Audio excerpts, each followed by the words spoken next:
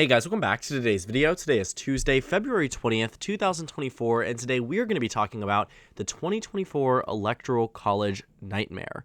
Now, when I originally drafted up this video, I went through an extensive research process to ensure that every step of this, hopefully, is correct, but in it, I found myself very, very worried about the very real possibility that this might be our 2020 election process and how we choose the next president and vice president.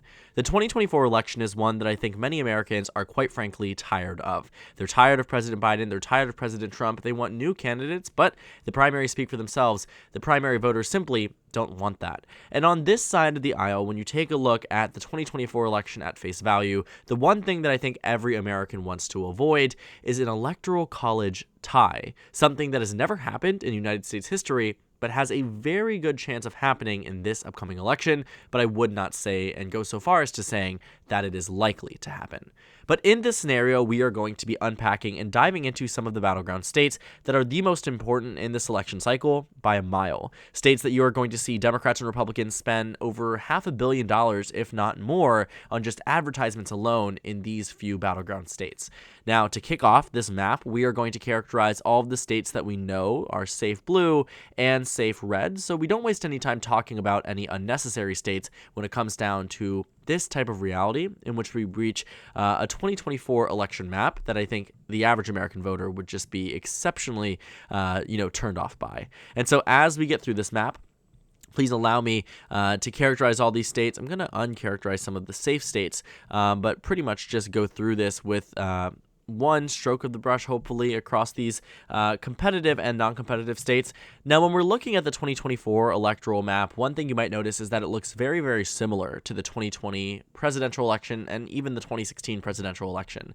That's because we are at a point in time where American politics, to be quite honest with you, is getting more boring when it comes down to the presidential electoral margins because polarization is increasing tremendously, and a lot of these states really just aren't going to shift no matter who is the nominee, Democrat or Republican. But for some of these battleground states, like the ones that I'm leaving up in the toss-up column, states like Georgia and North Carolina, we could really see movement depending on the performance of either candidate and what happens over the next coming months leading into the November general election.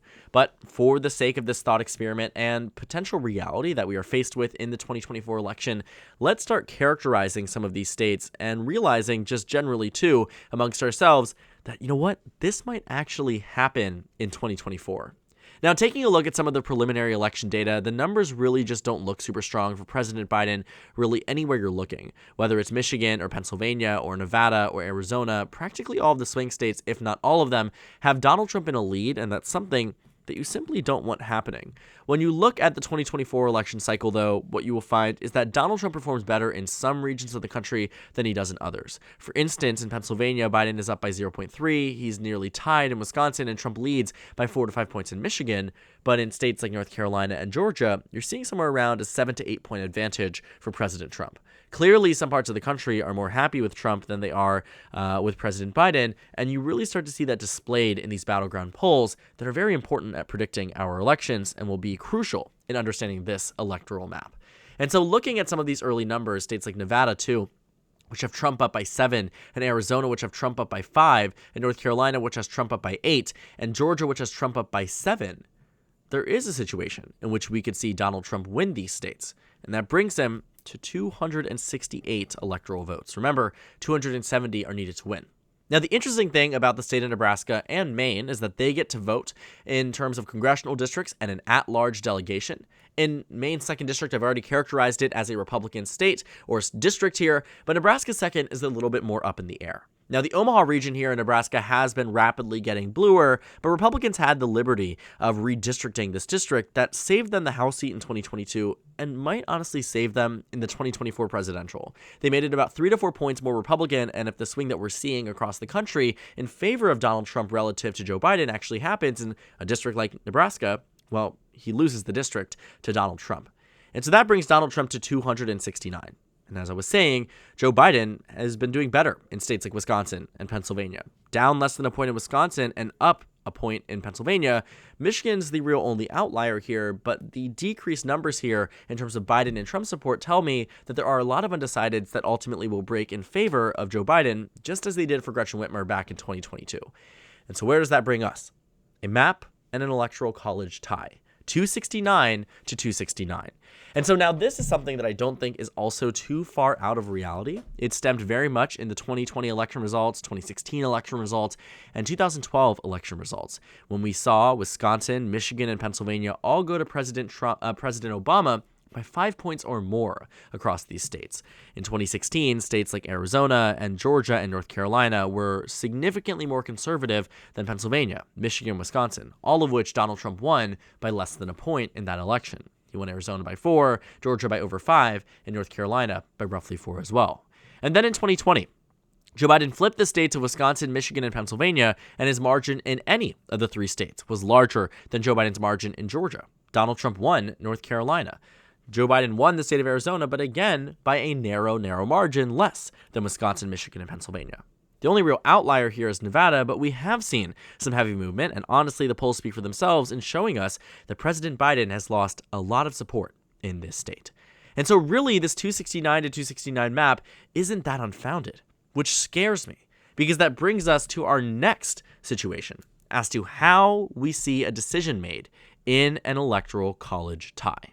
So in the event of a tie, as written out in the Constitution, the House and the Senate will vote differently or individually as to who they want for president in the House and Senate for the vice presidency. And so looking at, these two structures, it actually isn't as simple as you might think. You might be looking back to the 2020 and the 2022 House elections and thinking to yourselves, does that mean that everybody just gets to vote? And yes, everybody does get to vote in the House of Representatives, but the Constitution has a little bit of a clause here that makes it very much more interesting. What happens here is that now everybody's states become one total vote, meaning that the House delegation in the state of New York would count just as much as the House delegation in the state of Wyoming, which means that depending on who has the majority of House members in a state, that is likely how they will vote on the presidential level. Meaning, again, while population did absolutely matter in the House and the writing out of it in the Constitution, it doesn't matter in a tied scenario.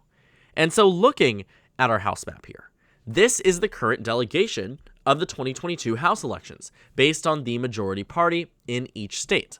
But again, every state matters the exact same.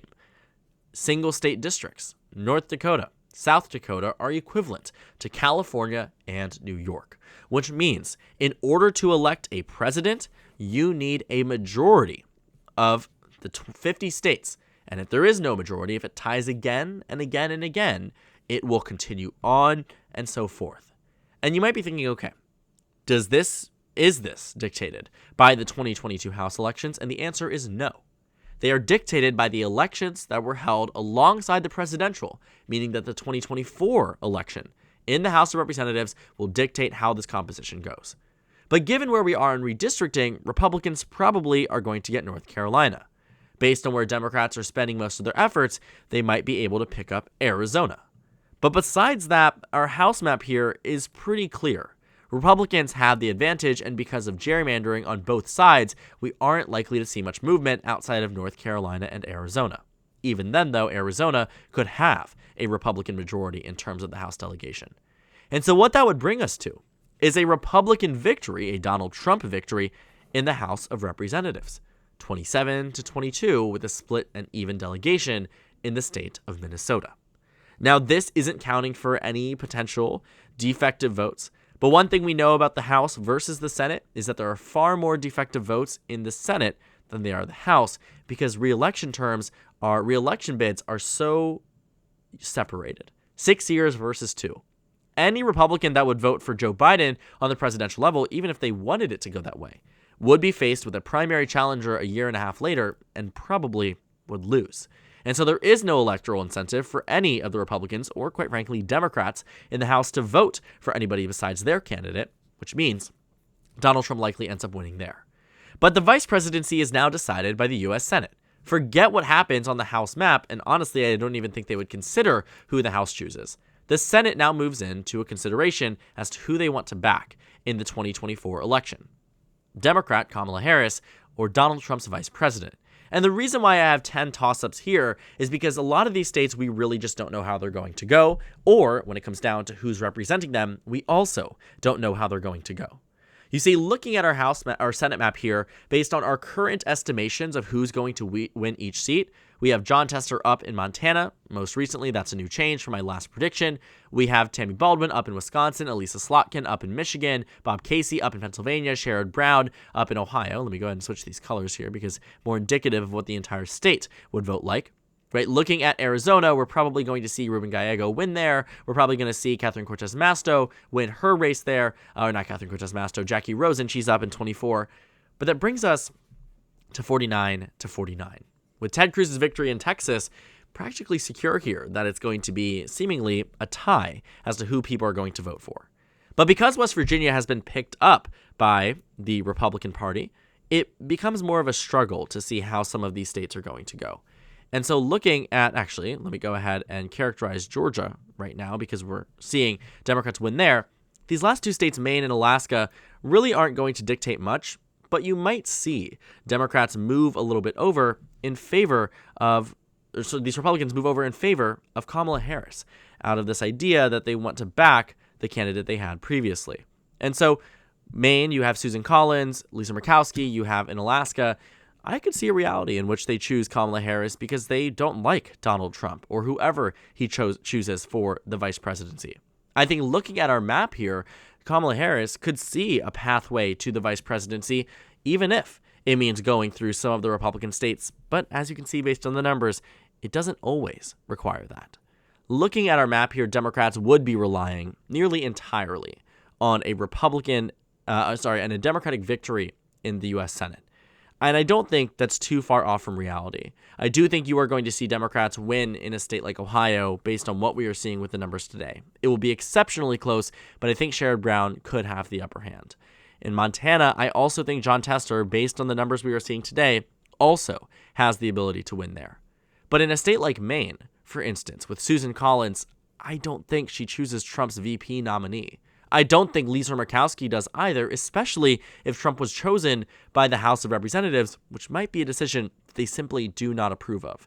Now, Georgia being in the fray, being a state that Democrats were going to be able to rely on, sorry I didn't include it from the beginning. Some of you guys probably caught that and were thinking, what are you doing there? Georgia does solidify it for Democrats. But I think more so I want you to take away the outcome of this rather than the process at which we got to there. The process in itself is a nightmare, but so is the outcome of this election. With Kamala Harris in the vice presidency and Donald Trump in the presidency, it would now throw our entire political universe into such, a state of disarray, right? We'd be looking at a 2024 election that ended in a tie, with Joe Biden losing, but Kamala Harris winning, with Donald Trump winning, and his VP nominee losing, regardless of who it was, whether it was Tim Scott, whether it was Elise Stefanik, whether it was Kristi Noem, they would lose because the Senate map here, including some of those more defective Republican votes here, also would likely back Joe Biden's VP nominee, which of course would be at the time Vice President Harris. Or they just may not vote at all, regardless. Democrats have the numbers if they do well in their elections and may even have it if they lose a state like Montana and Ohio. And so this electoral college nightmare is one that I think really should terrify a lot of people just about the way at which we approach an electoral college tie. I am fully aware and I almost always appreciate the way that many of these, election procedures are written into the Constitution. But some of them truly, truly do worry me, and this is absolutely one of them. An electoral college tie, I think, would do a lot of damage as well to our electoral democracy. I think it would do a lot of damage to the way that voters perceive how this election goes, and I honestly am thankful that it has never happened in American history. But what we see with this possibility of a Trump-Harris administration is one that I don't think any American would be expecting or even be prepared for. It would mean a lot, I think, if we were to see it happen, and I say that not necessarily in a good way, but altogether, I think, while the chances of a 269-269 tie are not super high, they still are possible. And I think it's not too far out of the reality, given what's been thrown at us these past 8 years.